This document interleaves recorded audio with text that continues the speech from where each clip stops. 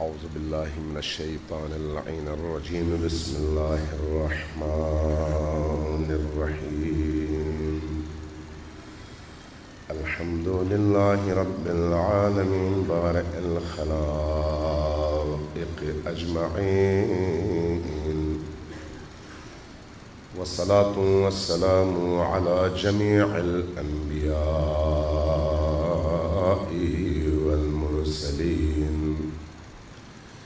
سيما من سمي في الآفاق بأحمد وفي الأرض بأبي القاسم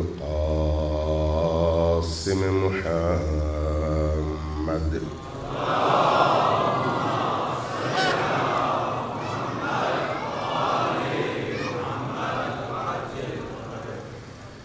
والصلاة والسلام على أولادها الطيبين الطاهرين المعصومين الميامين واللعنة الدائمة على أعدائهم أجمعين من يوم عداوتهم إلى قيام يوم الدين أما بعد فقد قال الله تعالى في كتابه المجيد وهو أصدق القائلين وقوله الحق بسم الله الرحمن الرحيم هو الذي بعث في الأميين رسولا منهم يتلو عليهم آياته ويزكيهم ويعلمهم الكتاب والحكمة صلوات محمد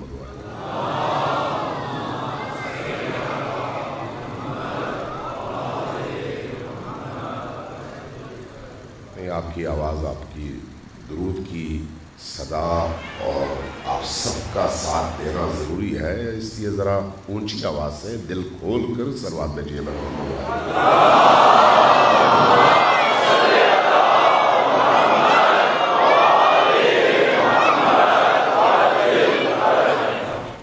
شب عاشور ہے اور شب عاشور بہت عظیم رات ہے، بہت عظیم رات ہے۔ شب عاشور اپنی کیفیت کے اعتبار سے باقی راتوں سے بالکل جدا رات ہے، اس لیے میں کوشش کروں گا کہ آج رات کچھ ایسے نکات کی طرف آپ کی توجہ مبذول ہو جس کے نتیجے میں ہمارے اندر عاشورہ پیدا ہو، ہمارے اندر کی دنیا عاشورائی دنیا ہو جائے۔ ایک دفعہ پھر ذرا اونچی آواز سے صلوات بھیجیے پر محمد و آل محمد۔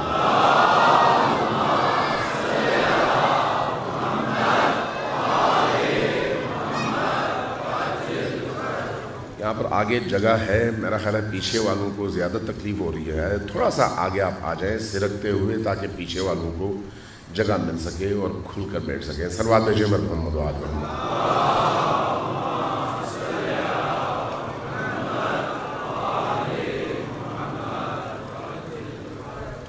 ابھی جب میں مجلس میں اندر آ رہا تھا تو ایک دوست نے ایک سوال کیا اور وہ اپنی بیٹی کی طرف سے کیا.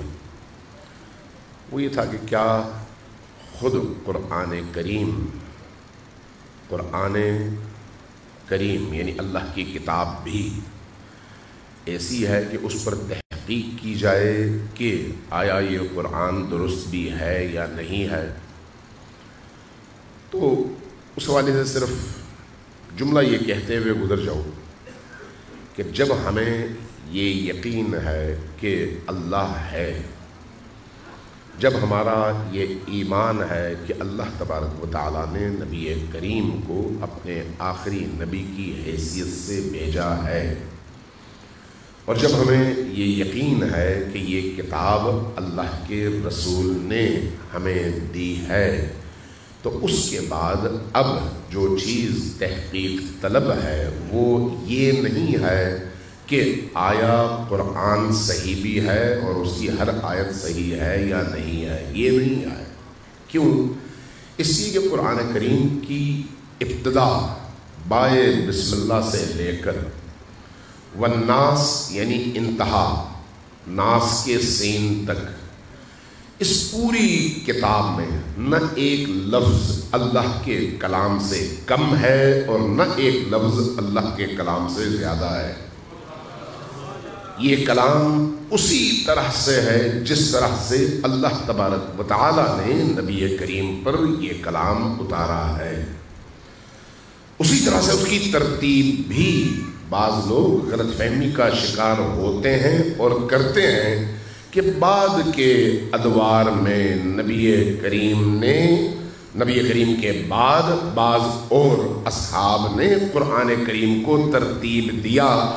تو یہ جو تصور ہے یہ خود نبی کریم کی منصب نبوت اور ان کے منصب رسالت پر حملہ ہے. یہ حملہ کیوں؟ وہ آخر النبی ہے، خاتم النبی ہے، خاتم الانبیاء ہے، اور یہ خاتم الکتب ہے. اب اگر وہ نبی جانے سے پہلے یہ بتا کر نہ جائیں کہ اس قرآن کی پہلی آیت کون سی ہونی چاہیے اور آخری کون سی، تو انہوں نے اپنی ذمہ داری ادا نہیں کی. اگر وہ یہ بتا کر نہ جائیں کہ پہلی سورت کون سی ہونی چاہیے اور آخری سورت کون سی، تو پھر اس کا مطلب یہ ہے کہ انہوں نے اپنی ذمہ داری ادا نہیں کی. اس لیے یہ جو بین الدفتین کتاب ہے جس کا آغاز سورۃ الحمد سے ہوتا ہے اور اس کی انتہا سورۃ الناس پر ہوتی ہے، من و ان جیسے نبی نے امت کے حوالے کیا ہے ویسے ہی امت کے درمیان، معنی کے لحاظ سے میں نہیں کہتا لیکن لفظوں کے حوالے سے محفوظ ہے. اب یہ امت کی ذمہ داری ہے کہ جو معنی نبی نے بیان کیا اور اہل البیت نے بیان کیا وہی معنی اس کتاب سے اخذ کریں. اگر اپنی مرضی سے معنی تھوپنا چاہیں تو معنی کے لحاظ سے تحریف تو ممکن ہے، لیکن آیات کے الفاظ میں، ترتیب میں، صورتوں میں اللہ نے گارنٹی لی ہے کہ یہ کتاب وہ ہر طرح کی تحریف سے تا قیامت محفوظ رکھے گا. اس لیے ہمیں اللہ کے کلام پر ایمان ہے کہ یہ کتاب محفوظ ہے اور نہ اس کی کوئی ایک آیت کم ہے اور نہ اس میں ایک لفظ کا اضافہ ہے. صلوات بھیجیے بر محمد و آل محمد.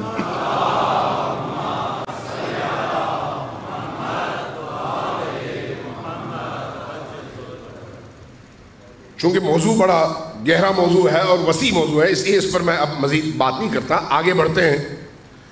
کل بات امام عصر تک اور مہدوی حکومت تک پہنچی اور یہ عرض ہوا کہ امام مہدی آخر الزماں کا تصور یہ صرف شیعی تصور نہیں ہے، اور قرآن کریم سے اور احادیث سے بات ثابت بھی کی گئی آپ کے سامنے کہ قرآن کریم نے بھی یہ تصور دیا اور ان آیات کے ذریعے سے بتا دیا کہ ایک زمانہ ایسا آئے گا جب اس زمانے میں اس پورے عالم کو اللہ تبارک و تعالی اپنے آپ نے ان برگزیدہ لیکن ستم دیدہ، برگزیدہ لیکن ستم دیدہ مستضعف بندوں کے سپرد کر دے گا، اور اس پورے عالم کا نظام ان کے ہاتھ میں ہوگا۔ اور یہ شیعہ اور سنی دونوں تفاسیر میں مفسرین نے اس کے حوالے سے گفتگو کی ہے، اور لمبا چوڑا کلام ہے، جس کا حاصل یہ ہے کہ مہدوی حکومت تشیع کا تصور بھی ہے اور اہل سنت کا تصور بھی ہے۔ اس لیے آج کل بھی آپ دیکھتے ہیں کہ مہدویت کے حوالے سے ماضی قریب یا بعید میں جس طرح کے لوگ تشیع میں اٹھے کہ ہم مہدی ہیں، اسی طرح سے اہل سنت کے اندر بھی ایسے لوگوں کی کوئی کمی نہیں ہے تاریخ میں جنہوں نے دعوے کیے کہ ہم مہدی ہیں اور لوگوں نے ان کو ریجیکٹ کیا۔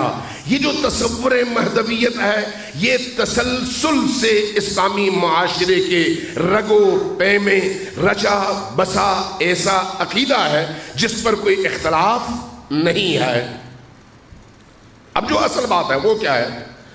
وہ یہ ہے کہ اگر اس ہستی نے آنا ہے تو کیا کرنے آنا ہے، اس نے کیا کرنا ہے۔ اس میں کوئی شک نہیں کہ یہ بھی متفقہ حدیث ہے کہ وہ قائم آل محمد تشریف لائیں گے، اور جب وہ تشریف لائیں گے تو یہ روایت یا اس کے یہ جو جملے ہیں یہ تشیع میں بھی اور اہل سنت میں بھی منقول ہیں کہ یملأ اللہ بہ الارض قسطا وعدلا کما ملئت ظلما وجورا۔ اللہ تبارک و تعالیٰ اس ہستی کے ذریعے سے اس پورے عالم کو عدل اور انصاف سے اسی طرح سے بھر دے گا جس طرح سے یہ عالم ظلم اور جور سے بھرا ہوگا۔ اس میں بھی دونوں مکاتب فکر میں تشیع اور تسنن میں کوئی فرق نہیں ہے، سب کا یہ عقیدہ ہے۔ اب اگلی بات، یہ تو ان کی ذمہ داریاں ہوں گی کہ وہ آئیں گے عدل کا پرچم لہرائیں گے، وہ آئیں گے ظلم کا خاتمہ کریں گے، وہ آئیں گے انصاف کو عام کریں گے، وہ آئیں گے ظالموں کا خاتمہ کریں گے، وہ آئیں گے کرپشن کو ختم کریں گے، وہ آئیں گے بے عدالتی یا عدم عدل کے غیر عادلانہ اس نظام کو ختم کریں گے، اور انسانوں کو انسانوں کی غلامی سے نکال کر اللہ کی غلامی میں دیں گے۔ اس پر بھی کوئی اختلاف نہیں ہے، شیعہ اور سنی دونوں اس بات کو تسلیم کرتے ہیں، وہ یہ کام کریں گے۔ اب ایک جگہ اختلاف ہوتا ہے، وہ اختلاف کیا ہے؟ وہ ہمارے حوالے سے کہ یہ کام تو وہ کریں گے، ہم نے کیا کرنا ہے۔ سوال یہ ہے کہ ہم نے کیا کرنا ہے، اور دوسری بات کہ وہ کب آئیں گے۔ ان کے سلسلے نسب کے حوالے سے بھی کل بعض روایتیں میں نے عرض کی ہیں، چونکہ ٹائم نہیں ہے اس لیے ان پر تفصیلی گفتگو ممکن نہیں ہوئی۔ ہماری ذمہ داری کیا ہے؟ نمبر ایک، اور وہ کیسے آئیں گے اور کب آئیں گے۔ اب اس میں سے یہ جو دوسرا حصہ ہے، اس پر ایک بات میں آپ کی خدمت میں عرض کر کے پھر بات کو آگے بڑھاتا ہوں۔ ایک دفعہ صلوات بھیجیے پر محمد و آل محمد۔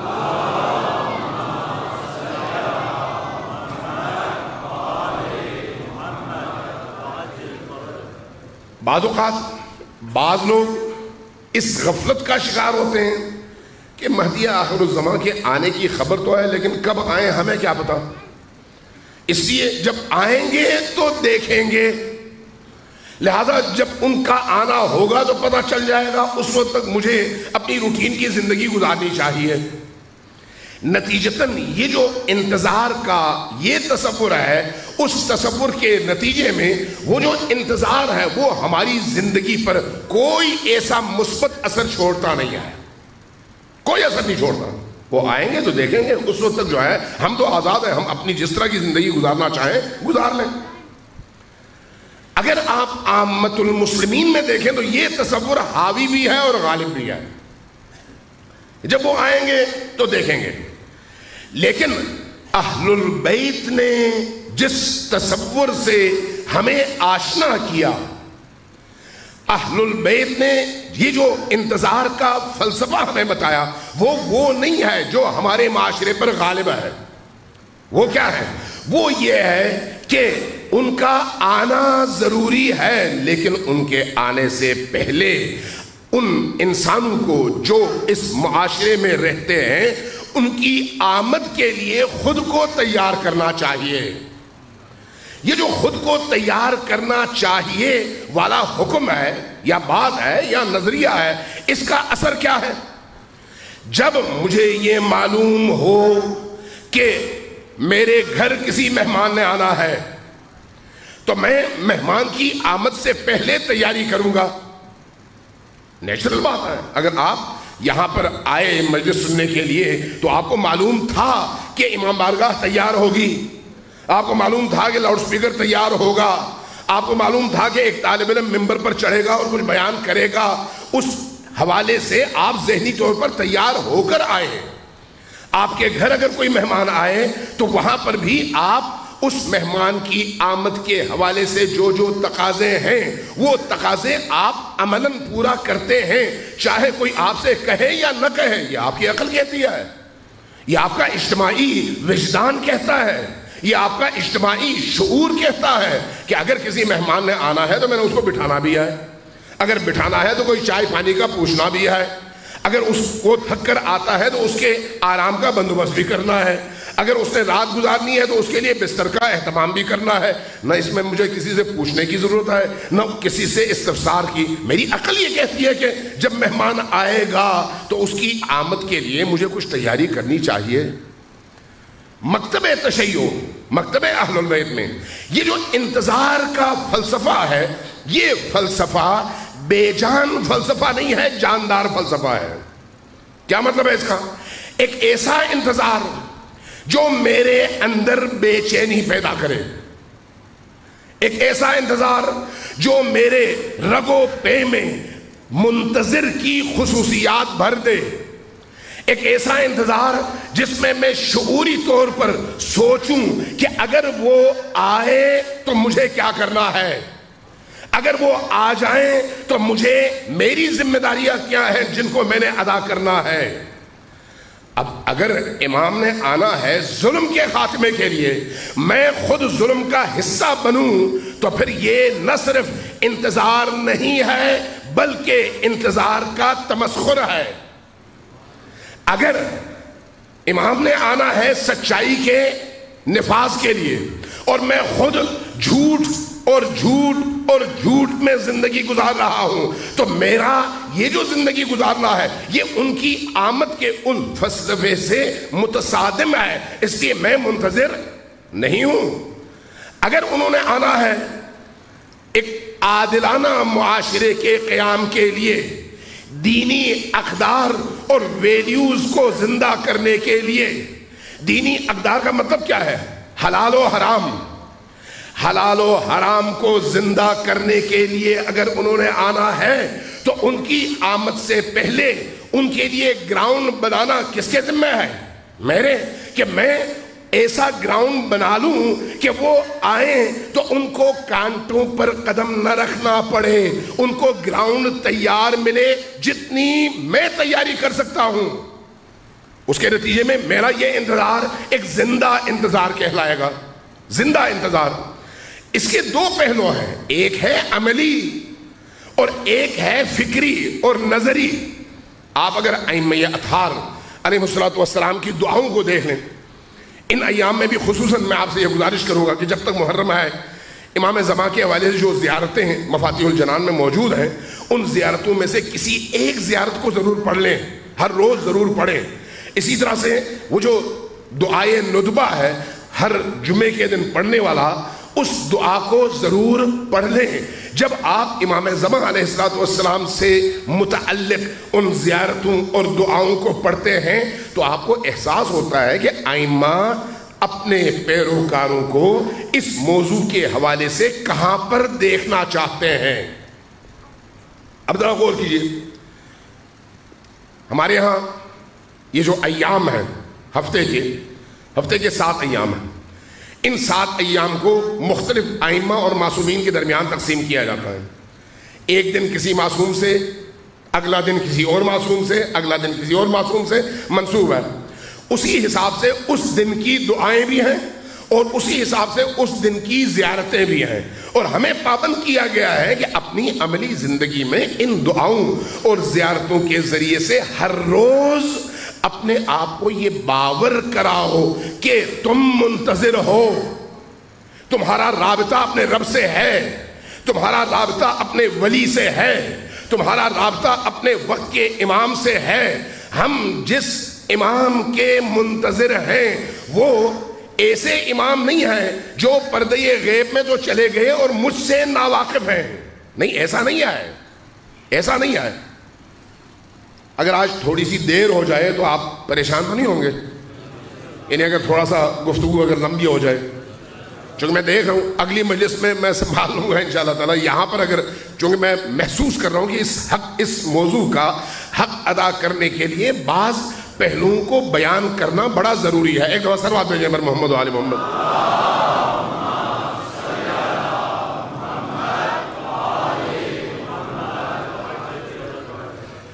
دعاؤں اور ہماری زیارتوں میں ہمیں یہ بتایا جاتا ہے کہ تم اپنی روٹین کی زندگی میں، جہاں پر تمہیں پیٹ کی فکر ہے، جہاں پر اپنے بچوں کی فکر ہے، جہاں پر اپنی معیشت کی فکر ہے، جہاں پر اپنے کاروبار کی فکر ہے، وہیں پر تمہاری زندگی کا محور اور مرکز تمہارے وقت کے امام کو بھی ہونا چاہیے، اس لیے کہ وہ مردہ نہیں، زندہ امام ہے، وہ غافل نہیں، آگاہ امام ہے، وہ آنکھیں بند کیے ہوئے نہیں بلکہ آنکھیں کھولے ہوئے تمہیں دیکھنے والا امام ہے۔ اب ذرا غور کیجئے، روز جمعہ امام زمان سے متعلق دن ہے، منسوب دن ہے کہ جمعہ امام عصر کا دن ہے، اس لیے ظہور کی روایتوں میں بھی یہ موجود ہے کہ امام عصر کا جب ظہور ہوگا تو وہ یوم جمعہ ہوگا، یہ موجود ہے۔ اس لیے جمعے کی آپ دعا اٹھا کر دیکھ لیں، اس کے مضامین پڑھ لیں، اور جمعے ہی کی زیارت اٹھا کر دیکھ لیں، اس کے مضامین پڑھ لیں، آپ کو محسوس ہوگا کہ میں ایک زندہ انتظار کا فلسفہ رکھنے والا انسان ہوں، ایک ایسا زندہ فلسفہ انتظار کا جس کے تحت میں ایک ایسے امام سے اپنا رشتہ جوڑ رہا ہوں جو میری ان نگاہوں کے سامنے تو نہیں ہے لیکن میں اس کی نگاہوں کے سامنے ہوں۔ توجہ ہے میں کیا عرض کر رہا ہوں؟ وہ میری نگاہوں کے سامنے نہیں ہے، اس کی وجہ ان کا نقص نہیں ہے، میرا نقص ہے، میری کمزوری ہے، چونکہ میری نگاہوں میں وہ جان نہیں ہے، میری نگاہوں میں وہ قوت نہیں ہے، میری نگاہوں میں وہ طاقت نہیں ہے کہ میں ان پردوں کو ہٹا کر عالم معنی کو، عالم غیب کو دیکھ سکوں، لیکن ان کے لیے کوئی غیب نہیں ہے، سب کچھ حضور ہے، ان کے لیے سب کچھ شہود ہے، ان کے لیے سب کچھ ظاہر ہے، اور ان کی نگاہوں کے سامنے ہے سارا عالم۔ اس لیے آپ زیارت روز جمعہ میں کیا پڑھتے ہیں؟ السلام علیک یا عین اللہ فی خلقہ۔ ذرا توجہ دیں، جملہ کیسا ہے؟ السلام علیک یا عین اللہ فی خلقہ، میرا سلام ہو آپ پر اے وہ وقت کے امام جو اللہ کی آنکھ ہے مخلوق کے درمیان۔ کہ میرے محمد لنتر سلام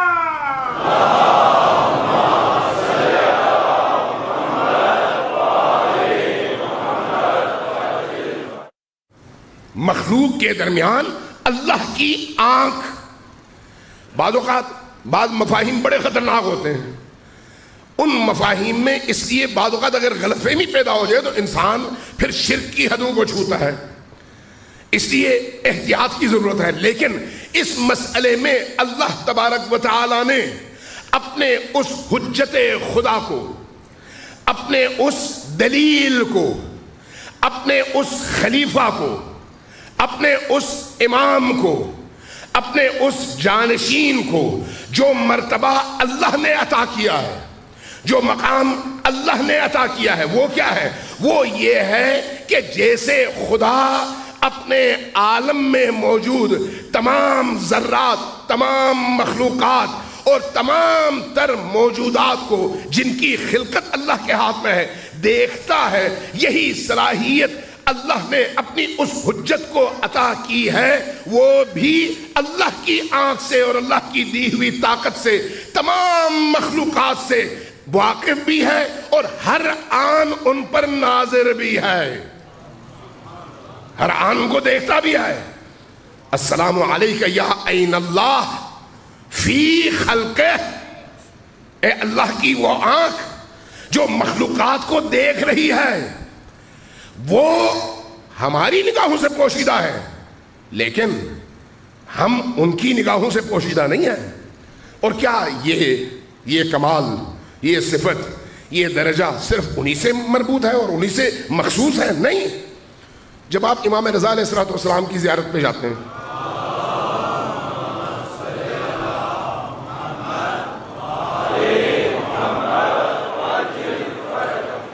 دیکھیے ہم ایک شفاف کلیئر عقیدہ رکھتے ہیں اور دلیل کے ساتھ رکھتے ہیں۔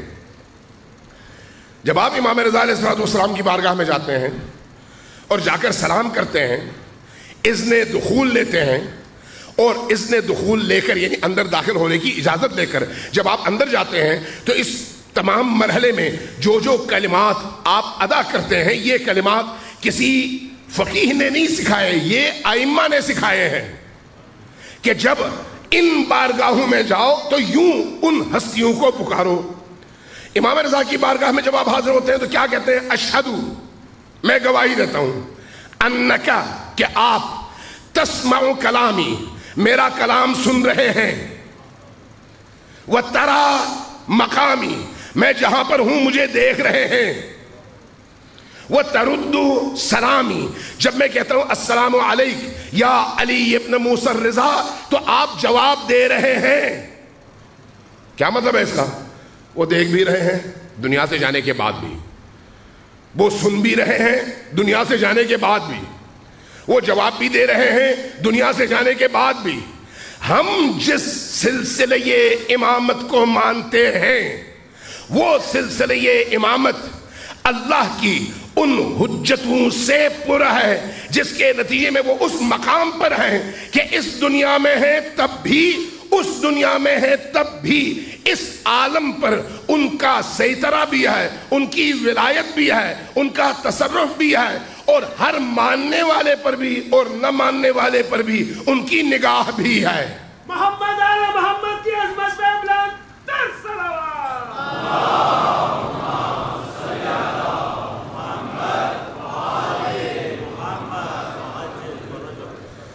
اب ذرا آپ شب قدر میں دیکھ لیں، شب قدر میں آپ کیا کرتے ہیں؟ شب قدر میں آپ اعمال بجا لاتے ہیں اور کہتے ہیں، یہ اہل سنت کے ہاں بھی ہے اور تشیعوں کے ہاں بھی ہے، ہو سکتا ہے راتوں کے تعین میں اختلاف ہو لیکن اہل سنت کے ہاں بھی اس کا آغاز طاق راتوں سے ہوتا ہے، اور روایت وہ بیان کرتے ہیں کہ کیوں یہ رات چھپا لی، ہمارے ہاں چھپائی نہیں گئی، ان کے ہاں چھپائی گئی، وہ بھی صحابہ کرام کے آپس میں جھگڑے کی وجہ سے رسول کریم نے پھر بیان نہیں فرمایا ان کی روایت کے مطابق کہ شب قدر کون سی رات ہے، لیکن ہمارے ہاں معین ہے کہ شب قدر کون سی رات ہے۔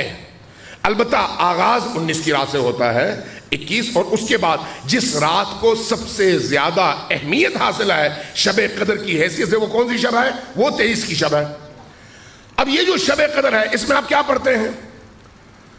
آپ قرآن کریم کو دیکھتے ہیں، انا انزلناہ فی لیلۃ القدر، انا، ہم، انزلناہ، ہم نے نازل کیا، کس کو؟ قرآن کریم کو، فی لیلۃ القدر، قدر کی رات میں، وما ادراک، تم کیا جانو، ما لیلۃ القدر، لیلۃ القدر کیا ہے؟ لیلۃ القدر خیر من الف شہر، لیلۃ القدر 1000 مہینوں سے برتر رات ہے۔ میں صرف ترجمہ کر کے جا رہا ہوں چونکہ اس کی تشریح میں ظاہر ہے کئی مجالس چاہیے۔ لیلۃ القدر خیر من الف شہر، اب یہ جو لیلۃ القدر خیر من الف شہر ہے، تو جب قرآن لے کر نازل ہوئے فرشتے تو کہاں نازل ہوئے؟ کہاں نازل ہوئے؟ نبی پاک پر، مجھ پر نہیں، آپ پر نہیں، اصحاب پر نہیں، کسی اور پر نہیں، نبی پاک پر۔ اس لیے قرآن کہتا ہے کہ فرشتہ اس رات میں نازل ہوا، کس پر؟ نبی کریم پر۔ کیا لے کر؟ قرآن کریم لے کر۔ لیلۃ القدر خیر من الف شہر۔ اس کے بعد کیا ہے؟ تتنزل علیہ، آگے کیا ہے؟ آیت کیا ہے؟ کوئی ایک بندہ پڑھے۔ تنزل الملائکۃ والروح بِإِذْنِ رَبِّهِمْ، اللہ کے اذن سے روح نازل ہوتا ہے۔ تنزل الملائکۃ والروح، روح کون ہے؟ والملائکہ، ملائکہ کون ہے؟ ملائکہ عمومی فرشتے ہیں، روح ان کے سردار کا نام ہے، اس لیے دونوں کا تذکرہ ہے، روح بھی اور ملائکہ بھی، دونوں کا تذکرہ کیوں ہے؟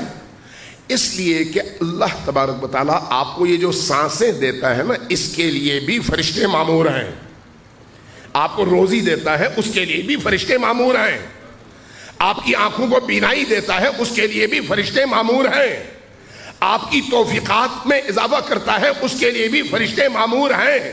یعنی اس کائنات میں جو کچھ بھی ہے وہ اللہ اپنے ملائکہ کے ذریعے سے مخلوق تک پہنچاتا ہے۔ اس لیے شب قدر میں اعلان ہو رہا ہے کہ تنزل الملائکۃ والروح، اللہ کے ملائکہ اور روح دونوں نازل ہوتے ہیں۔ کیسے نازل ہوتے ہیں؟ اگلا جملہ قرآن کا آپ پڑھیں، کیسے نازل ہوتے ہیں؟ کیا لے کر نازل ہوتے ہیں؟ بِإِذْنِ رَبِّهِمْ، اللہ کے اذن سے، اللہ کی اجازت سے۔ کیا لے کر؟ من کل امر، تمام امور لے کر، تمام امور لے کر۔ یہ جو تمام امور لے کر نازل ہوتے ہیں، یہ قرآن کی جب آیت اتری یا سورت اتری، کس پر اتری؟ نبی کریم پر۔ فرشتے کس پر اترتے تھے؟ نبی کریم پر۔ کس کے سامنے پیش کرتے تھے؟ مقدرات، قسمت کے فیصلے کس کے سامنے پیش کرتے تھے؟ نبی کریم کی بارگاہ میں۔ اب نبی کریم نہیں ہے تو فرشتوں کا اترنا بند ہو گیا شب قدر میں یا موجود ہے؟ ہے موجود، یا نبی کریم کے رحلت کے بعد، وصال کے بعد فرشتوں کا اترنا ختم ہو گیا؟ نہیں ہے، اسی لیے تو آپ شب قدر مناتے ہیں۔ اب اگر نبی کریم نہیں ہے تو پھر یہ فرشتے کس پر اترتے ہیں؟ کہاں آتے ہیں؟ کس کے سامنے؟ من کل امر، من کل امر کا مطلب ہے تمام مخلوقات کے امور، سیلاب کے امور، زلزلے کے امور، رزق کے امور، مچھلیوں کے امور، پرندوں کے امور، کیڑوں کے امور، یعنی جو بھی مخلوق ہے ان تمام مخلوقات کی روزی، ان تمام مخلوقات کی زندگی، ان تمام مخلوقات کی موت، ان تمام مخلوقات کی زندگی میں پیش آنے والے حوادث جو ایک سال کے لیے مقدر ہو چکے ہیں، وہ سارے کا سارا لے کر فرشتے اترتے ہیں۔ کبھی آپ پر اترے ہیں؟ نہیں اترے، مجھ پر بھی نہیں اترے، بڑا تلاش کیا لیکن مجھ پر تو نہیں اترے۔ تو پھر نبی کریم کے بعد کس پر اترتے ہیں؟ اس پر جو جانشین نبی ہو، اس پر جو نبی کی مسند پر بیٹھے۔ اب ذرا غور کریں، کیا آج تک آپ نے کسی روایت اور کسی حدیث میں یہ پڑھا کہ جن شخصیتوں کو مسلمانوں نے اپنا خلیفہ چنا ان پر یہ فرشتے اترے ہوں؟ نہیں، کسی نے بھی یہ دعویٰ نہیں کیا، لیکن اہل البیت کا یہ دعویٰ ہے، علی اور آل علی میں سے ان 11 ائمہ کا یہ دعویٰ ہے کہ جب یہ فرشتے اترتے ہیں تو ہمارے سامنے پیش کرتے ہیں تمام مخلوقات کی مقدرات کو یکجا طور پر۔ محمد آل محمد کی عظمت میں بلند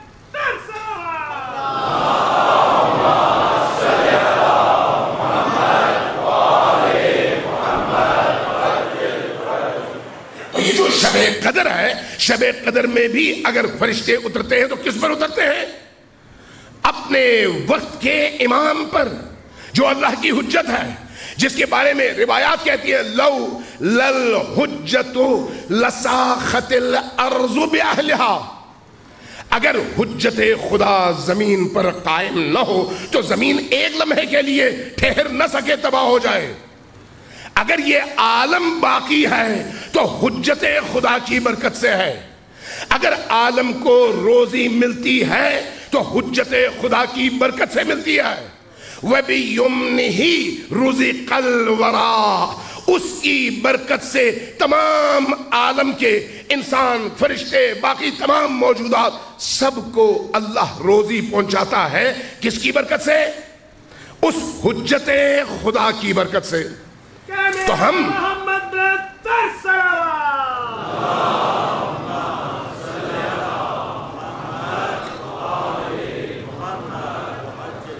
تو ہم جس حجت خدا کو اللہ کی زمین پر دلیل اور زمین والوں کے لیے لنگر اور زمین والوں کی نجات کا ذریعہ سمجھتے ہیں، وہ قرآن کی روح سے اس زمین پر موجود بھی ہے، اور اس کی آنکھیں اللہ کی آنکھیں ہیں، یعنی اللہ کی طرح سے، اللہ کی دی ہوئی بصیرت کے ذریعے سے وہ تمام موجودات کو دیکھتا بھی ہے، اور ان کے مقدرات کے فیصلے بھی اسی کے پاس آتے ہیں۔ تو ہم جس شخصیت کا انتظار کر رہے ہیں کہ وہ تشریف لائیں، وہ کون ہے؟ وہ ایک ایسی زندہ شخصیت ہے، حی شخصیت ہے، اور تمام امور پر ناظر شخصیت ہے۔ اب جو شخصیت زندہ ہے، ہمارے امور سے واقف ہے، ہم اگر ان سے جڑنا چاہیں تو پھر کیا ہمارے لیے بھی کچھ شروط ہیں یا نہیں ہے؟ یقیناً ہے۔ وہ اللہ کی حجت ہے، پاکیزگی کی علامت ہے، نور کی علامت ہے۔ اس نور سے جڑنے کے لیے ہمیں بھی نورانی ہونے کی ضرورت ہے۔ اس پاکیزہ ہستی سے، طاہر و مطہر ہستی سے جڑنے کے لیے ہمارا بھی پاکیزہ ہونا، طاہر ہونا ضروری ہے۔ اس گناہوں سے پاک ہستی سے جڑنے کے لیے ہماری زندگی میں بھی کچرا نہیں ہونا چاہیے، ہماری زندگی میں بھی گناہ نہیں ہونے چاہیے۔ اس شخصیت سے جڑنے کے لیے ضروری ہے کہ ہم اس شخصیت کی آمد کے فلسفے کو سامنے رکھتے ہوئے یہ دیکھیں کہ وہ اگر آئیں گے تو کیا کریں گے۔ جو وہ کریں گے وہی ہماری ذمہ داری ہے۔ ہماری ذمہ داری اپنے حد میں اور ان کی ذمہ داری اپنے حد میں، ہم اپنی ذمہ داری کے پابند ہیں۔ یہ جو آیت اللہ العظمیٰ سیستانی ہے نجف میں، اللہ ان کا سایہ دراز فرمائے، اور مسلم امہ کو، پوری مسلم امت کو ان کے فیض سے ہمیشہ ہمکنار فرمائے۔ بعض ایسے واقعات ہیں جو میں نے اپنے بڑے عزیز اور قریبی دوستوں سے سنا، جو اپنی آنکھوں سے دیکھ چکے ہیں، تو اس کے بعد میرا ایمان مزید بڑھ گیا اس شخصیت اور اس ہستی پر۔ میں ان کے والد کے حوالے سے ایک واقعہ نقل کرتا ہوں۔ ان کے والد سید باقر سیستانی تھے، مشہد میں ہوتے تھے۔ یہ خود سید علی سیستانی ہیں۔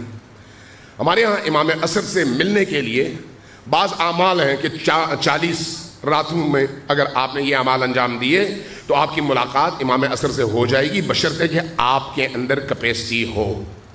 شرط یہ ہے، ان کی طرف سے مشکل نہیں ہے، ہماری طرف سے مشکل ہے، چونکہ ادھر سے ہم نیک کام کریں، ادھر سے آلودگی، ادھر سے نیک کام کریں، ادھر سے گناہ، ادھر سے نیک کام کریں، ادھر سے کوئی اور ایسی زیادتی، تو پھر یہ نیک و بد مل کر نیک نہیں بنتے، بد بنتے ہیں۔ نجاست اور پاکیت مل کر پاکیت نہیں بنتے، نجس ہو جاتی ہیں ساری چیزیں۔ اس لیے اس ہستی کی بارگاہ میں جانے کے لیے ہمیں پورے کا پورا نیک بننا چاہیے اور پاکیزہ زندگی اختیار کرنی ہوگی۔ وہ فرماتے ہیں کہ میں نے بھی ایک عمل شروع کر دیا جو دعاؤں کی کتابوں میں اور احادیث کی کتابوں میں موجود ہے۔ 40 بدھ کی راتیں یہ عمل، کہنے لگے 37 راتیں گزر گئی تھیں، 37 راتیں، 37 بدھ کی راتیں، یہ تقریباً اگر سال میں 48 ہفتے ہوتے ہیں تو یہ تقریباً 10 مہینے کا عمل ہے ہر بدھ کی رات۔ فرماتے ہیں 37ویں رات جب میں نے عمل انجام دے دیا، اس کے بعد جب میں نکلا تو میں نے دیکھا کہ ایک آسمان سے، یہ خواب کی دنیا نہیں ہے، یہ حقیقت بیان کر رہا ہوں جاگتی آنکھوں سے، کہنے لگے میں نے دیکھا کہ آسمان اور زمین کے درمیان نور کی وجہ سے آسمان اور زمین متصل ہیں، ایک جگہ سے نور نکل رہا ہے اور آسمانوں کی طرف جا رہا ہے، یا آسمان سے نور نازل ہو رہا ہے اور اس جگہ کو نورانی کر رہا ہے؟ میں نے یقین کے ساتھ قدم بڑھایا کہ یہ وہ جگہ ہے جہاں پر امام عصر کو موجود ہونا چاہیے۔ کہتے ہیں میں مشہد میں گلیوں سے ہوتے ہوتے ہوتے ہوتے ایک مکان کے دروازے پر پہنچا، دروازہ کھلا ہوا تھا۔ اگرچہ شرعاً آپ کو کسی کے گھر میں بلا اجازت داخل ہونے کی اجازت نہیں ہے، لیکن آیت اللہ سید باقر سیستانی ان کے والد پاکیزہ ترین انسان تھے، اس لیے عالم معنی میں اتنے مضبوط تھے کہ یہاں پر پہنچ کے ان کو کوئی پریشانی نہیں ہوئی۔ انہوں نے کہا بھائی مجھے امام بلا رہے ہیں، اندر تشریف لے گئے۔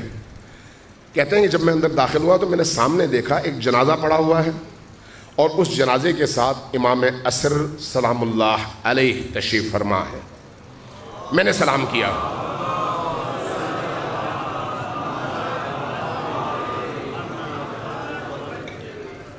فرماتے ہیں کہ میں نے سلام کیا، انہوں نے سلام کا جواب دیا، اجازت چاہی، انہوں نے فرمایا آؤ قریب آ جاؤ۔ میں قریب چلا گیا، میں نے دیکھا سامنے جنازہ ہے ایک خاتون کا اور اس کے اوپر کپڑا موجود ہے۔ امام نے فرمایا کہ سید باقر کیوں مجھے تلاش کرنے کے لیے اتنا اپنے آپ کو زحمت میں ڈالتے ہو؟ میں نے پوچھا یا ابن رسول اللہ تو میں آپ کو کیسے تلاش کروں اگر زحمت میں نہ ڈالوں؟ تو فرمایا اگر اس خاتون کی طرح کا کردار تم نے اپنایا ہوتا تو جب کبھی تم بلاتے میں خود آ جاتا۔ کہتے ہیں میں نے پوچھا، یہی آیت اللہ سیستانی کے والد ہیں، کہتے ہیں میں نے پوچھا یا ابن رسول اللہ اس خاتون نے ایسا کیا کیا جس کی وجہ سے اس کی پکار پر آپ تشریف لائے؟ فرمایا پھر غور سے سنو، اب یہاں سے کچھ چیزیں ہم سب کے سمجھنے کے لیے، یہ صرف واقعہ نہیں ہے، صرف ایک واقعہ نہیں ہے، اس کے بڑے گہرے روٹس ہیں اور ان کو سمجھنے کی ضرورت ہے ہماری اپنی زندگی میں۔ فرمایا کہ اس وقت یہ جو رضا شاہ تھا جس کی حکومت کا خاتمہ امام خمینی نے کیا اور اس کو نکالا، اس کا باپ حاکم تھا اس زمانے میں، اس کو کہتے ہیں رضا خان۔ کہا رضا خان گیا فرانس، اس کو ذمہ داری دی گئی کہ جب تم ایران واپس جاؤ تو ایران کے لوگ متدین ہیں، دیندار ہیں، ان کے اندر یہ جو حجاب کا کانسیپٹ ہے اس کو ختم کرو، حجاب کا کانسیپٹ ختم کرو۔ لہٰذا اس نے واپس آ کر قانون پاس کروایا اسمبلی سے، اپنی شورا سے، اور اس کے بعد اس قانون کے تحت حکم دیا کہ اب کوئی بھی خاتون سڑکوں پر حجاب کے ساتھ آ نہیں سکتی۔ اگر آپ ایران کی تاریخ پڑھیں تو اس پوری موومنٹ کو کشف حجاب کی موومنٹ کہتے ہیں، تحریک کہتے ہیں، تاریخ میں موجود ہے۔ کہا کہ جب ایسا ہوا تو اب جو مومنہ خواتین تھیں، مسلمان خواتین تھیں، وہ جب باہر نکلتی تھیں تو شاہ کے کارندے اور سپاہی ان خواتین کے سروں سے چادریں کھینچ لیتے تھے۔ نتیجتاً جو دیندار لوگ تھے ان کے گھروں کی خواتین باہر نہیں آتی تھیں، اگر آتی چھپ چھپا کے آتی اور فوراً گھر میں واپس چلی جاتی۔ فرماتے ہیں کہ اس خاتون نے 7 سال تک اس دروازے کے اس چوکھٹ سے باہر اس خوف سے قدم نہیں رکھا کہ کہیں اس کا پردہ کوئی اتار نہ لے اور اللہ اس سے ناراض نہ ہو۔ پردہ کوئی اتار نہ لے، اگر کوئی زبردستی اتارے تو یہ گناہگار تو نہیں ہے۔ کربلا والوں کے حجاب کے حوالے سے ہم ماتم کرتے ہیں، جو مجبور تھے۔ یہاں پر فرماتے ہیں کہ اس خاتون کو خوف یہ تھا کہ اس کا حجاب اتار لیا جائے جو اس کی حمیت اور غیرت کے خلاف ہے کہ یہ برداشت کر سکے، اس لیے کہ اللہ کا حق ہے یہ کہ خاتون کو وہ حجاب میں دیکھے۔ لہٰذا آپ دیکھتے ہیں نماز میں کسی بھی فقیہ، کسی بھی مجتہد کا حکم آپ اٹھا کر دیکھ لیں، فتویٰ، کوئی مجتہد ایسا نہیں ہے جو اس کو جائز سمجھے۔ اگر کوئی خاتون نماز کے لیے کھڑی ہو تو اس کے سر کا اگر ایک بال باہر نکلا ہوا ہو تو اس کی نماز باطل ہے، فاسد ہے، اس کو دوبارہ اپنی نماز پڑھنی پڑے گی، اس لیے کہ اس کا بال باہر نکلا ہوا تھا۔ حجاب اللہ کی نگاہ میں اتنا بڑا کام ہے، اتنی بڑی ذمہ داری ہے، اتنا بڑا فریضہ ہے کہ آپ کی نماز بغیر حجاب کے نہیں ہوتی، اور جب نماز نہیں ہوتی جائز نہیں ہے جبکہ آپ کا کمرہ بند ہو چاروں طرف سے، کوئی دیکھنے والا نہ ہو، خاتون کھڑی ہو قبلہ رخ ہو کر سر سے چادر اتار کر نماز پڑھنا چاہے، اللہ کہتا ہے کہ میری عبودیت میری غیرت کی علامت ہے، اور میری غیرت گوارا نہیں کرتی کہ خاتون میرے سامنے بھی بغیر حجاب کے آئے۔ مجھے بتائیں حجاب کتنا اہم موضوع ہے، کتنی اس کی قدر و قیمت ہے۔ امام نے فرمایا کہ اس خاتون نے 7 سال تک اپنی اس دہلیز سے باہر اس لیے قدم نہیں رکھا کہ کہیں اس کا حجاب چھن نہ جائے اور اس کا دین برباد نہ ہو، اس کی حمیت پر ضرب نہ پڑے۔ جب اس نے آخری وقت میں مجھے پکارا تو میں خود اس کے سرہانے آیا تاکہ اس کو دلاسا دے سکوں اور اس کو بتا سکوں کہ تمہارا مقام کیا مقام ہے۔ عزیزان من، امام عصر وہ نہیں ہے جو غائب ہے تو پھر غائب ہے، نہیں، وہ حاضر بھی ہیں، دیکھتے بھی ہیں، وَبِيُمْنِهِ رُزِقَ الْوَرَى بھی ہیں۔ ان کے توسط سے اس وقت آپ کو جو توفیق ملتی ہے، یہ توفیق کس کے ذریعے سے ہے؟ اسی امام عصر کے ذریعے سے۔ یہ جو ہماری سانسیں چلتی ہیں کس کے ذریعے سے ہے؟ اسی امام عصر کی برکت سے، اسی کے فیض سے۔ وہ امام جب اس امام نے آنا ہے، اس امام نے آنا ہے تو اس امام کی آمد کے لیے مجھے کیا کرنا چاہیے؟ اب ایک اور اس حوالے سے بہت مختصر کوشش کروں گا کہ اس کو سم اپ کروں، کہ ایک بات یاد رکھیے، امام عصر کے ظہور کے حوالے سے ہمیں یقین ہونا چاہیے کہ ہو سکتا ہے اسی جمعے کو وہ ظہور فرمائیں، ہو سکتا ہے، یہ بھی ہو سکتا ہے یہ اس جمعے کو نہ آئیں، ہم تعین نہیں کر سکتے، لیکن تعین نہ کرنے کا مطلب عدم آمادگی نہیں ہے۔ جس طرح سے موت ہے، موت نے آنا ہے، جب ہمیں یقین ہے کہ موت نے آنا ہے تو ہم نے موت کی تیاری بھی ہر روز کرنی ہے کہ کہیں کسی وقت موت آ نہ جائے، ورنہ اگر اچانک موت آ جائے اور ہماری تیاری نہ ہو تو ہم سیدھے وہاں پر پہنچیں گے جہاں پر اللہ کے دشمنوں کو پہنچایا جاتا ہے۔ اس لیے امام عصر کے حوالے سے بھی، امام زمن کے حوالے سے بھی، امام مہدی آخر الزماں کے حوالے سے بھی آمادگی کی ضرورت ہے کہ وہ نہ جانے کب آئیں۔ اللہ کا حکم ہے، شیعہ سنی کا اتفاق ہے، آئیں گے۔ اب جب ان کا آنا قطعی ہے تو وہ کیسے ہے؟ سوال یہ ہے وہ کیسے ہے؟ ہمارے بہت بڑے فقیہ بھی، بہت بڑے فیلسوف بھی، بہت بڑے عارف بھی، ایک بہت بڑی شخصیت تھی، ابھی کچھ عرصے پہلے ان کا انتقال ہو گیا، بہت بابرکت ہستی، 90 سال سے زیادہ ان کی عمر تھی، ان کا انتقال ہو گیا، آیت اللہ حسن زادہ آملی۔ آیت اللہ حسن زادہ آملی علم اور عرفان کے حوالے سے، فلسفے کے حوالے سے، اجتماعی علوم کے حوالے سے، قرآن کریم کے حوالے سے، علم الہندسہ کے حوالے سے، میتھمیٹکس کے حوالے سے، یعنی دنیا کے جتنے بھی ایسے علوم ہیں ان علوم کے حوالے سے اپنے زمانے کے سب سے بڑے عالم تھے، سب سے بڑے عالم، جنہوں نے یورپ اور امریکہ کی یونیورسٹیز کے ان ریاضی دانوں کی عقلوں کو مبہوت کر دیا تھا ان کانفرنسز میں جا کے۔ میں اس تفصیل میں نہیں جا سکتا۔ ان کو کچھ لوگ ملنے گئے ابھی ان کی وفات سے کچھ عرصہ پہلے، ان سے پوچھا کہ آپ بتائیں کہ امام زمان کے ظہور کی آپ کیا ہمیں سمجھائیں گے کہ کب ہو سکتا ہے؟ تو مسکرائے، مسکرا کے کہا کہ اگر میں یہ کہوں کہ وہ ظاہر ہو چکے ہیں تو پھر تمہارا کیا رد عمل ہوگا؟ تو بیچارے پریشان ہو گئے، کہا کہ ہمیں تو یہ بات سمجھ نہیں آئی آپ کیا فرما رہے ہیں۔ انہوں نے پھر ایک بات سمجھائی، وہ کیا ہے؟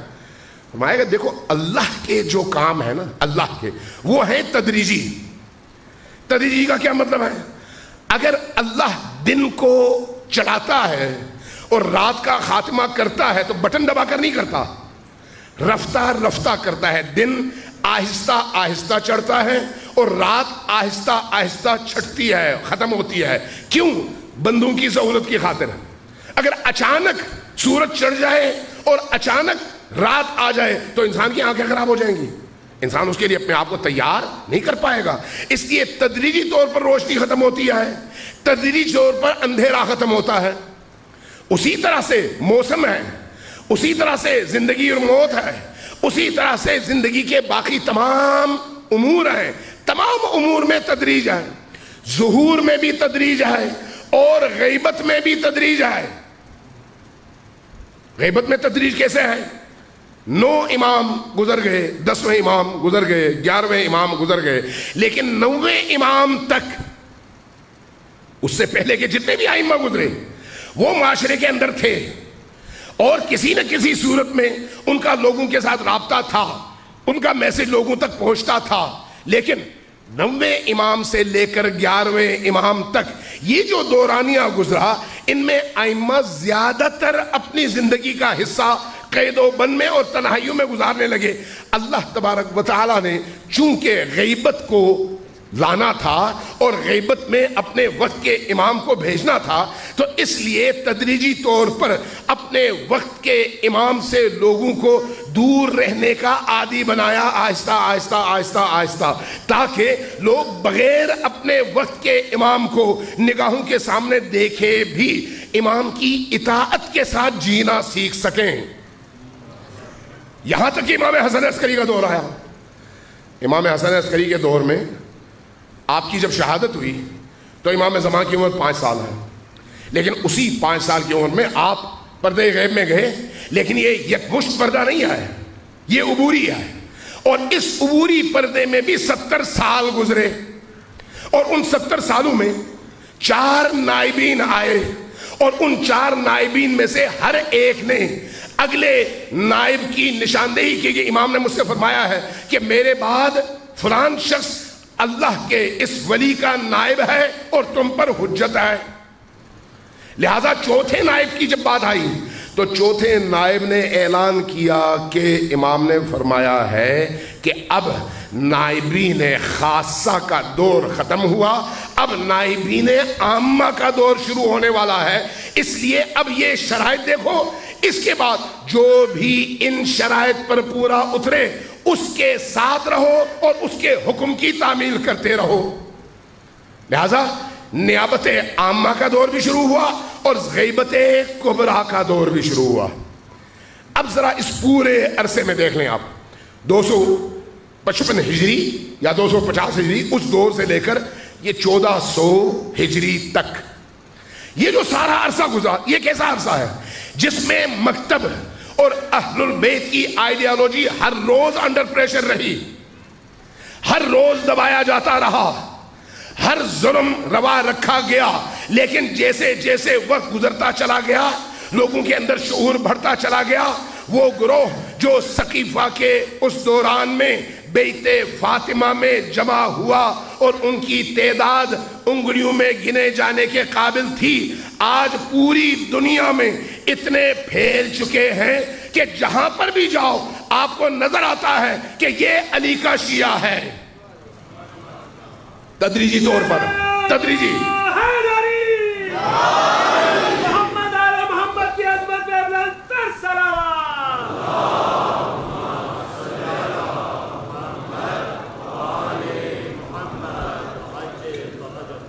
یہ جو تدریجی سفر ہے ائمہ کا، اس کے نتیجے میں اب امام عصر کے غیبت کا سفر بھی تدریجی ہے کہ ایک وقت ایسا آتا ہے کہ زمین کے ایک ٹکڑے میں اللہ تبارک و تعالیٰ کی توفیق سے تمام تر عالمی طاقتوں کی مخالفت اور دشمنی کے باوجود، تمام تر عالمی طاقتوں کی تمام تر کوششوں کے باوجود ایک ایسی حکومت وجود میں آتی ہے جس کو آپ علوی حکومت کہتے ہیں، جس کے پیچھے اہل البیت علیہ السلام کی تعلیمات ہیں، جس کے پیچھے کربلا ہے، جس کے پیچھے امیر المؤمنین کا پیغام ہے، جس کے پیچھے نبی کریم کی سیرت ہے اور نبی کریم کا دیا ہوا دستور حکومت ہے، ایک ٹکڑے میں۔ اور اس کے نتیجے میں آپ یہ دیکھتے ہیں کہ پوری دنیا سامنے کھڑی ہو جاتی ہے، پوری دنیا، اور اس کے مقابلے میں یہ جو چھوٹی سی حکومت ہے 8 کروڑ کی، اور سامنے دنیا 7 ارب کی ہے، اور بلا استثناء سب اس کو مٹانے کے درپے ہیں، لیکن یہ جو پیغام ہے یہ اتنا پھیلتا چلا جاتا ہے، اتنا اپنا اثر و رسوخ بڑھاتا چلا جاتا ہے کہ نتیجتاً آج ہم دیکھ رہے ہیں کہ یہ جو آئیڈیالوجی ہے یہ یمن کو پوری طرح سے کیپچر کر چکی ہے، سیریا کو کیپچر کر چکی ہے، عراق کو کیپچر کر چکی ہے، نائجیریا میں اس کے اثرات نظر آتے ہیں، باقی دنیا کے مختلف ممالک میں اس کے اثرات نظر آتے ہیں، بحرین میں نظر آتے ہیں، لبنان میں نظر آتے ہیں، جبکہ اس سے پہلے صرف 50 سال پہلے اگر آپ مکتب علی کا تعارف 50 سال پہلے کے لٹریچر میں تلاش کریں تو آپ کو کتابوں میں ملتا ہے، معاشرے میں نہیں ملتا، کتابوں میں ملتا ہے، معاشرے میں نہیں ملتا۔ لیکن اس آئیڈیالوجی پر عمل درآمد کے لیے اللہ تبارک و تعالیٰ نے تدریجی طور پر ایک قوم کو تیار کیا، اور اس قوم کی آئیڈیالوجی نے بتایا کہ اگر زندگی کے کسی ایک گوشے میں، زمین کے کسی ایک خطے پر یہ آئیڈیالوجی نافذ ہو جائے تو اس کے اثرات کہاں تک پہنچتے ہیں۔ اور آج آپ دیکھ لیں، فرمایا کہ خود یہ مقدمہ ہے امام عصر کے ظہور کا۔ جب امام عصر تشریف لائیں گے تو ان کو کون چاہیے؟ قاسم سلیمانی، کون چاہیے؟ سید حسن نصر اللہ، کون چاہیے؟ سید علی سیستانی، کون چاہیے؟ سید علی خامنئی، کون چاہیے؟ وہ مجاہد سربکف، وہ علماء جو دین شناس بھی ہیں اور ظلم اور استبداد کے مقابلے میں پوری طاقت کے ساتھ کھڑے بھی ہیں۔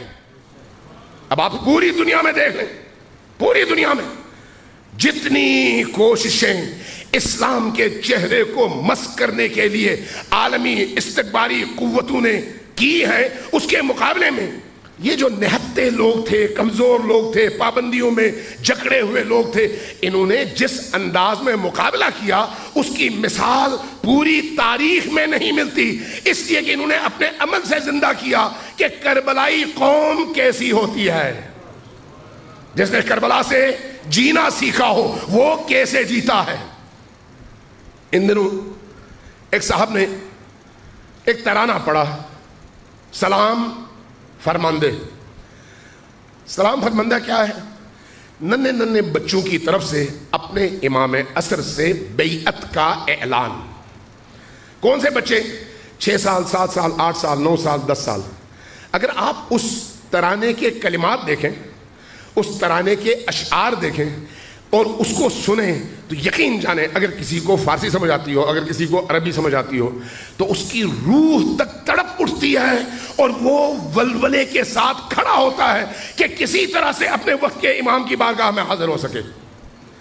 اور اللہ تبارک و تعالیٰ نے اس کلام کو وہ مقبولیت بخشی کہ بغیر کسی پروپیگنڈے کے، بغیر کسی حکومتی سرمایے کے، بغیر کسی ایسے فنڈنگ کے، پوری دنیا میں، حتیٰ یمن کے اندر، حتیٰ بحرین جیسے بند فضا کے اندر، حتیٰ سعودی شیعوں کے اندر، حتیٰ افغانستان کے اندر، حتیٰ نائجیریا کے اندر، حتیٰ لبنان کے اندر، حتیٰ فلسطین کے اندر، حتیٰ اردن کے اندر، حتیٰ یورپ اور امریکہ میں، انگریزی میں، اردو میں، فارسی میں، پشتوں میں، باقی زندہ زبانوں میں بچوں نے یہ پڑھ کر اپنے وقت کے امام سے بیعت کا جو اعلان کیا، یہ بتاتا ہے کہ امام کے فوجی کس طرح سے تیار ہو رہے ہیں۔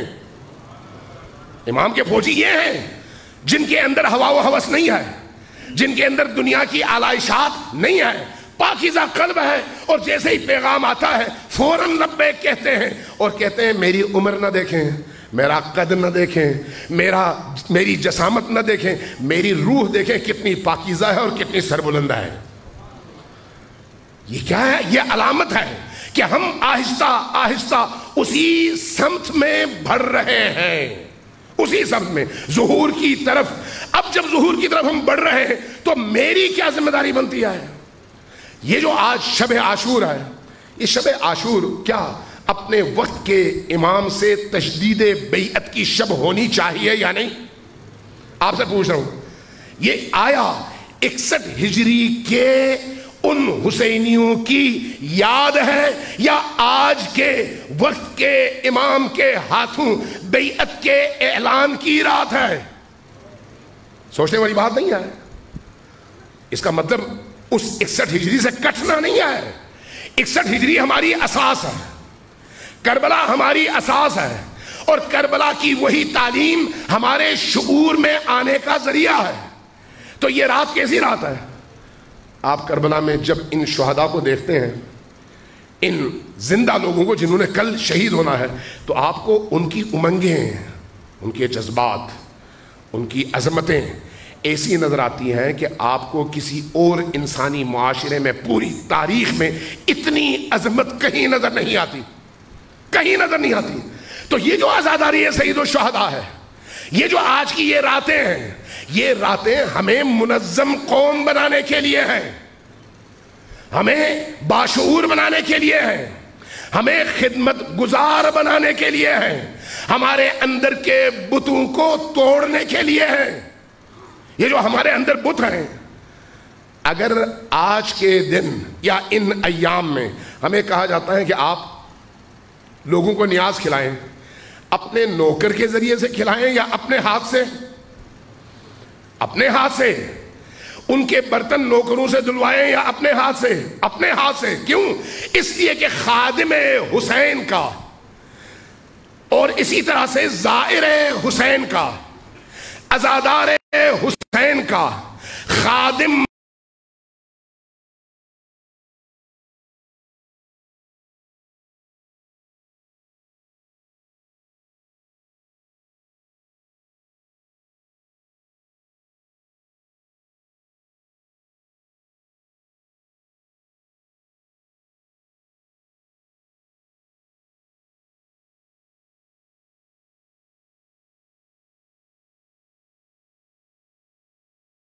بعض واقعات نقل کیے ہیں.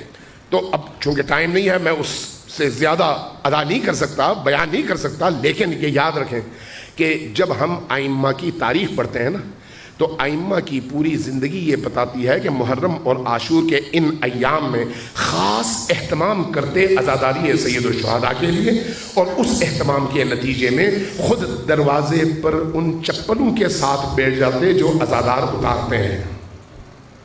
کیا اس سے ان کا مقام نیچے آ گیا؟ نہیں.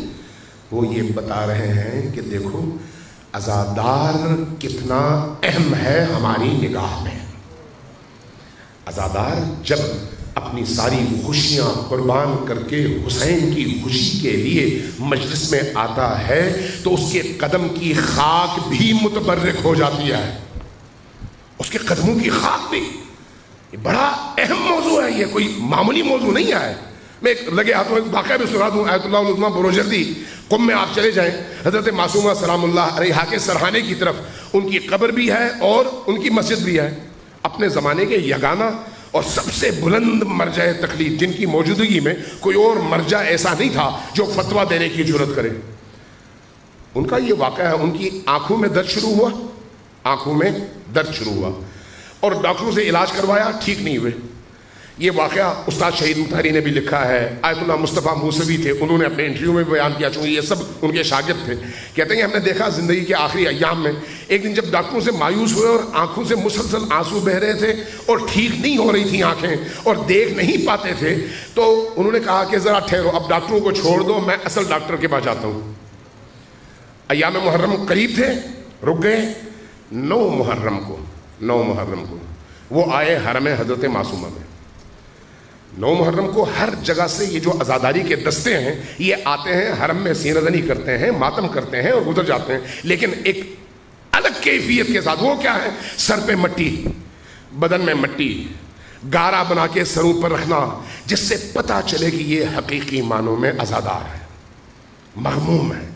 یہ لوگ گزر گئے, ان کے بدن سے گرنے والی اور ان کے قدموں کو چھونے والی وہ مٹی انہوں نے اٹھائی اور وہ اٹھا کے سرمے کی طرح سے اپنی آنکھوں کو لگایا. کس نے؟ آیت اللہ العظمیٰ بروجردی نے. استاد مطہری یہ واقعہ نقل کرتے ہیں اور دیگر علماء نے بھی نقل کیا کہ اس کے بعد جب تک وہ زندہ رہے ان کی آنکھیں کبھی بھی دکھی نہیں اور وہ ہمیشہ ٹھیک رہے.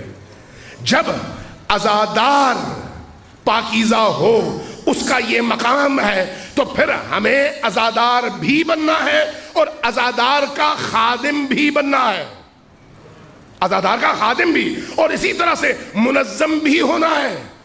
یہ نظم ہے کہ ہم یہاں سے جب نکلیں، یہاں سے جب آپ کو نیاز بٹے تو کوئی بندہ آدھا کھائے آدھا سڑک پر پھینک دے، یہ نظم ہے یا پھر عزاداری کی توہین ہے، عزادار کی توہین ہے، اس نیاز کی توہین ہے۔ بعض اوقات آپ دیکھتے ہیں کہیں پر نیاز بڑھ رہی ہو، ایک ہجوم ہوتا ہے، اٹھاتے 10 ہیں، لے جا کے فریج میں رکھتے ہیں یا کہیں اور رکھتے ہیں، خراب ہو جاتا ہے، کوئی بات نہیں، لیکن کسی اور تک نہ پہنچے۔ بھائی یہ پیٹ بھرنے کے لیے نہیں ہے، یہ تبرک کے طور پر ہے تاکہ آپ کو برکت ملے۔ کوشش کریں ایک لقمہ اگر آپ کو ملے تو 10 لقمے دوسروں کو ملے۔ کوشش یہ کریں کہ جہاں سے عزادار گزریں باقی لوگ وہاں پر آ کر گزرنے لگیں تو دیکھیں کہ یہ واقعی حسین کے عزادار تھے جو اتنے پاکیزہ تھے کہ ان کے گزرنے کے بعد سڑکیں صاف ہیں، خراب اور گندی نہیں ہیں۔ جو آپ کو تبرک ملتا ہے یا آپ کو نیاز ملتی ہے وہ کہیں پر بھی ضائع نہ ہو بلکہ ضرورت مندوں تک پہنچے۔ جب آپ کے ہاتھ میں پرچم ہو تو آپ کے ہاتھ میں پرچم عباس کو دیکھ کر لوگ آپ کے کردار کا مزاح نہ اڑائیں بلکہ کہیں یہ واقعی اس پرچم کا مستحق تھا، اس لیے اس کے ہاتھوں میں پرچم عباس ہے۔ پرچم عباس شجاعت کی دلیل ہے۔ عزاداری سید الشہداء حسین ابن علی پر مر مٹنے کے جذبے کا نام ہے۔ اس لیے شب عاشور آتے ہیں، مختصر کرتے ہیں۔ شب عاشور اگر آپ دیکھیں امام حسین علیہ السلام کے ارد گرد سارے اصحاب موجود ہیں، ذرا سوچیں کیا کیفیت ہوگی اس قسم پرسی کے عالم میں جب چاروں طرف سے یہ اصحاب محاصرے میں ہیں اور کل شہید ہو جانا قطعی ہے، شک والی بات نہیں ہے، قطعی ہے۔ ایسے میں اصحاب حسین جب امام حسین علیہ السلام کے ہاتھ بیعت کا اعلان کرنا چاہتے ہیں تو کیا کہتے ہیں؟ کہتے ہیں کہ یا ابن رسول اللہ، یا ابن رسول اللہ، میں صلوات بھیجیں بر محمد و آل محمد۔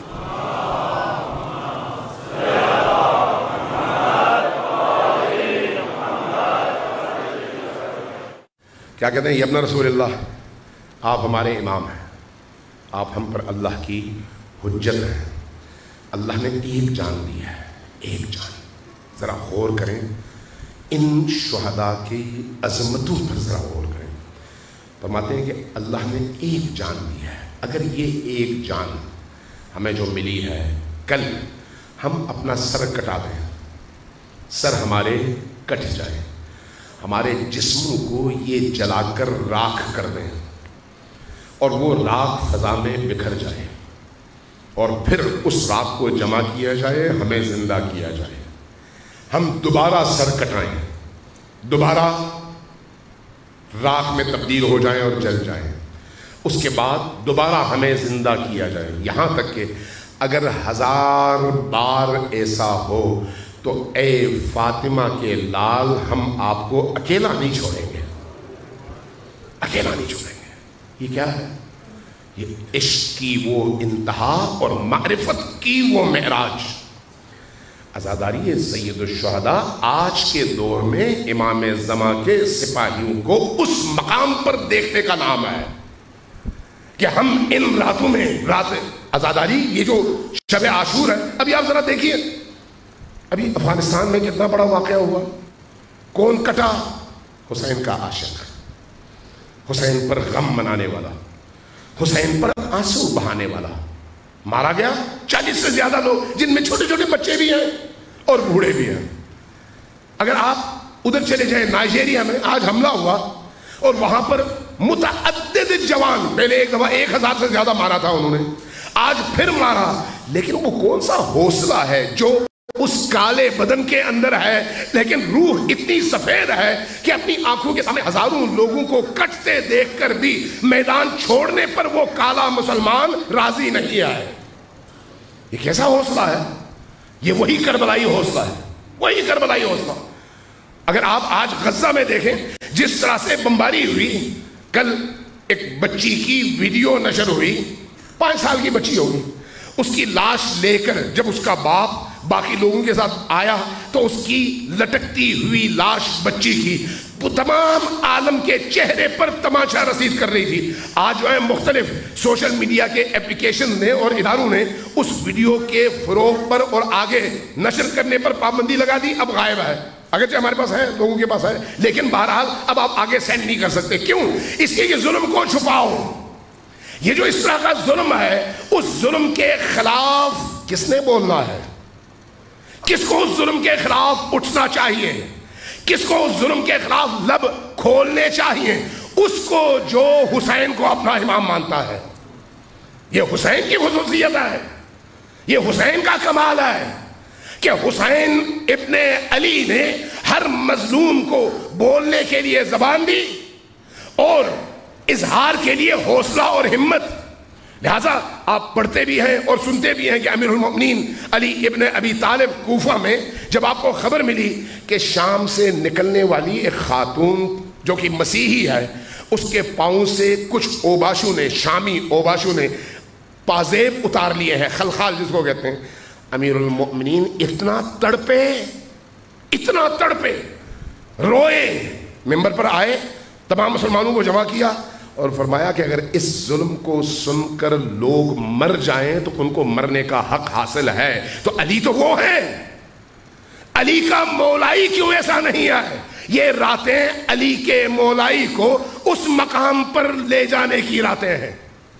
یہ جو شب عاشور ہے حسین ابن علی سے بیعت کی رات ہے، یہ جو شب عاشور ہے امام وقت سے بیعت کی رات ہے کہ امام عصر آپ تشریف لائیے، اگر آپ نہیں بھی آتے ہم وہی کام کرنے کا عہد کرتے ہیں جو کام آپ نے آ کر کرنا ہے، ہم آپ کے لیے گراؤنڈ بنانے کو تیار ہیں۔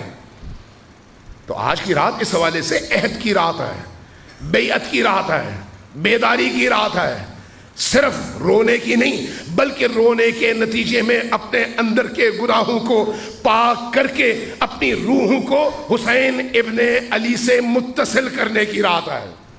اور حسین یہی چاہتے ہیں، اس لیے امام حسین علیہ السلام جب ان اپنے اصحاب کی یہ باتیں سنتے ہیں تو فرماتے ہیں کہ لوگوں اب تمہارے اور رسول اللہ کے درمیان، تمہارے اور بہشت کے درمیان صرف ایک رات کا پل ہے، اس رات کو عبور کر لو، کل تم ہوگے اور میرے نانا کے ہاتھ میں کاسا ہوگا جس میں تمہیں وہ بہشت کا پانی پلا رہے ہوں گے۔ یہ وہ رات ہے، تو ہم بھی کیوں نہ اس سے بیعت کریں اور اپنے آپ کو تیار کریں۔ آج کی رات میں چاہوں گا کہ حضرت شہزادہ قاسم کے حوالے سے چند جملے آپ کی خدمت میں عرض کروں، چونکہ ٹائم بہت زیادہ ہو گیا۔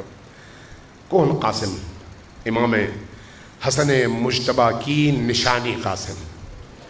جب شب عاشور تمام اصحاب جمع تھے اور کوئی کچھ کہہ رہا تھا، کوئی کچھ کہہ رہا تھا، اپنے جذبات کا اظہار کر رہا تھا، ایک کونے میں ایک 13 سال کا بچہ بھی چھپا ہوا بیٹھا تھا، 13 سال کا بچہ۔ آخر میں سر اٹھایا اور عرض کیا، مولا کیا کل کے شہداء میں میرا نام بھی شامل ہے یا نہیں ہے؟ جیسے ہی یہ کہا تو مولا نے کیا کیا؟ مولا نے ہمیں بتایا کہ دیکھو ہمارے مکتب کی تربیت کیا ہوتی ہے، ہماری تربیت کیسی ہوتی ہے۔ فرمایا بیٹا تم بتاؤ جس موت کی تم بات کر رہے ہو، شہادت کی، وہ موت تمہاری نظر میں کیسی موت ہے؟ کیا فرمایا؟ احلا من العسل یا ابن رسول اللہ، اے اللہ کے رسول کے فرزند اور اے چچا جان، وہ موت تو میری نگاہ میں شہد سے زیادہ میٹھی ہے۔ موت کا ذائقہ بھی حضرت قاسم نے بتایا کہ اللہ کی راہ میں جو موت نصیب ہوتی ہے اس کا ذائقہ کیسا ہوتا ہے۔ دن گزر گیا، رات گزر گئی، اگلا دن آیا، دفتر شہادت کھلا اور ایک ایک کر کے سب جام شہادت نوش کرنے لگے۔ ایک وقت آیا حضرت قاسم دیکھ رہے ہیں سب شہید ہو رہے ہیں لیکن قاسم کی باری نہیں آ رہی۔ یہ جو قاسم کی باری نہیں آ رہی تو اس پر قاسم پریشان ہے، بار بار آتے ہیں چچا کے پاس، چچا جان مجھے اجازت دیں میں بھی شہید ہو جاؤں، لیکن اجازت نہیں ملتی۔ اب تاریخ نے لکھا ہے کہ یہ بچہ گیا ایک گوشے میں کونے میں بیٹھ کر گھٹنوں میں سر دے کر رونے لگا۔ کہ آج مجھے میرے مولا شہادت کی اجازت نہیں دے رہے ہیں، نہ جانے کیوں۔ روتے روتے روتے روتے اچانک بابا یاد آ گئے۔ بابا کیا یاد آئے؟ یاد آیا کہ بابا نے شہادت کے موقع پر میرے بازوؤں پر ایک تعویذ باندھی تھی اور فرمایا تھا کہ بیٹا قاسم، جب بہت ہی سخت وقت آئے نا تم پر، تو اس وقت یہ تعویذ کھولنا اور دیکھنا اس پر کیا لکھا ہے، جو لکھا ہوا ہو اس پر عمل کرنا۔ اب یہ بچہ فوراً اپنے بازوؤں سے تعویذ کھولتا ہے، کھولنے کے بعد دیکھتا ہے، لکھا ہے بیٹا قاسم عصر عاشور ہوگا اور میرا بھائی حسین اکیلا ہوگا، وہ تمہیں اجازت نہیں دیں گے کہ تم جا کر شہید ہو جاؤ چونکہ تم بچے ہو، لیکن میں تو نہیں ہوں گا، تو اس لیے ایسا نہ ہو کہ میری جگہ خالی رہ جائے، تم نے میرے بھائی کے قدموں میں اپنی جان دینی ہے اور ان سے جا کر کہنا ہے کہ میں تمہیں اجازت دے رہا ہوں۔ اب یہ بچہ خوشی خوشی یہ خط لے کر بھاگ کر آتا ہے مولا کی بارگاہ میں، مولا کے ہاتھ میں خط تھماتا ہے۔ جب مولا یہ خط اٹھاتے ہیں، خط کے حروف پہچان لیتے ہیں کہ یہ میرے بھائی مولا حسن کا خط ہے، جب پڑھنا شروع کرتے ہیں تو زار و قطار رونا بھی شروع کر دیتے ہیں، اپنی آنکھوں سے لگاتے ہیں۔ اس کے بعد تاریخ نے ایک عجیب منظر بیان کیا ہے، یہاں پر حسین ابن علی کے صبر کا پیمانہ لبریز ہو جاتا ہے۔ تاریخ نے لکھا ہے کہ امام حسین آگے بڑھے، اس بچے کو اپنے سینے سے لگایا، لگانے کے بعد پھر زار و قطار چچا اور بھتیجا دونوں رونے لگے، یہاں تک روئے کہ روتے روتے روتے روتے دونوں غش کر کے زمین پر گر گئے۔ بڑی دیر کے بعد دونوں کو ہوش آیا، اٹھے اور اس کے بعد کہا کہ میرا بیٹا، تمہیں میرے بھائی نے یہ ذمہ داری سونپی ہے، آؤ تیار ہو جاؤ۔ اب تاریخ نے لکھا ہے بچہ چھوٹا تھا، اس لیے اس کے سائز کی زرہ نہیں تھی، لہذا بڑی زرہ پہنائی گئی۔ آپ نے رسول اللہ کے امامے کو 2 حصوں میں تقسیم کر کے اس بچے کے سر پر امامہ باندھا اور اس کے بعد اس کا ایک حصہ لٹکا دیا، اور لٹکا کے جب یہ بچہ نکلنے لگا تو اس کے چہرے پہ لپیٹ دیا۔ اب جب چہرے پہ لپیٹ دیا تو وہ چہرہ دیکھ کر ایسے لگتا تھا جیسے ابھی چاند نکل آیا ہے۔ اس کیفیت میں بچے کو بھیجا، لیکن بعض مورخین نے لکھا ہے کہ یہ بچہ جب میدان کی طرف جا رہا تھا نا تو اس کی تلوار زمین پر لکیر بناتی ہوئی جا رہی تھی۔ لشکر اشقیاء کے درمیان پہنچا یہ بچہ، پہنچنے کے بعد للکارا اور پھر آپ نے اپنی شجاعت کے جوہر دکھائے، اپنی رجز پڑھی، اور پڑھنے کے بعد جب حملہ ہوا زخمی ہوئے، ایک وقت ایسا آیا کہ یہ بچہ زمین پر گرنے لگا، لیکن اپنے گھوڑے کی گردن سے مضبوطی سے متصل ہو کر پکارا کہ چچا جان اب آئیے، مجھے اب آپ کی مدد کی ضرورت ہے۔ لیکن صورت یہ ہے کہ مورخین نے لکھا کہ امام حسین علیہ السلام جب میدان میں آئے تو میدان میں آ کر لشکر اشقیاء کو چیرتے رہے، اور کے حملے کی وجہ سے جب لشکر تتر بتر ہونے لگا تو اس اسنا میں یہ بچہ زمین پر گرا۔ جب زمین پر گرا تو پھر منظر ایسا تھا کہ ادھر کے گھوڑے ادھر جا رہے تھے، ادھر کے گھوڑے ادھر آ رہے تھے، اور ان گھوڑوں کے سمو تلے حضرت قاسم کا لاشا پامال ہو رہا تھا۔ جب اس پامال شدہ لاشے کو دیکھ رہے تھے حسین آئے، تو اس لیے شیخ جعفر شوستری نے لکھا ہے کہ امام حسین علیہ السلام کو کربلا میں چند مقامات پر بہت زیادہ حیا آئی۔ ان میں سے ایک موقع وہ تھا جب یہ بچہ چچا کو پکار رہا تھا لیکن چچا پہنچ نہ سکے اور بچے کا لاشا پامال ہوا۔ جب چچا اس سرحانے پر پہنچے تو شرم اور حیا کی وجہ سے آپ کا چہرہ سرخ تھا کہ بیٹا قاسم تم مجھے بلاؤ اور میں تمہارے سرحانے نہ آ سکوں، یہ حسین کے لیے شرمندگی کا مقام۔